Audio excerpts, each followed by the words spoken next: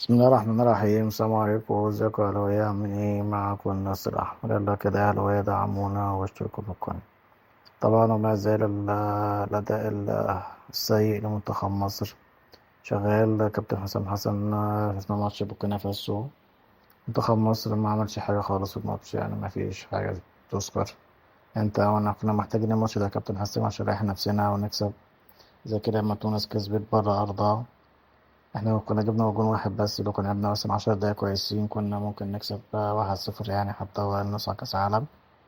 لكن الحلم لسه مستمر، إن شاء الله نكسب أي ماتش من الماتشين اللي جايين. احنا محتاجين بس نقطتين عشان نوصل لكأس عالم.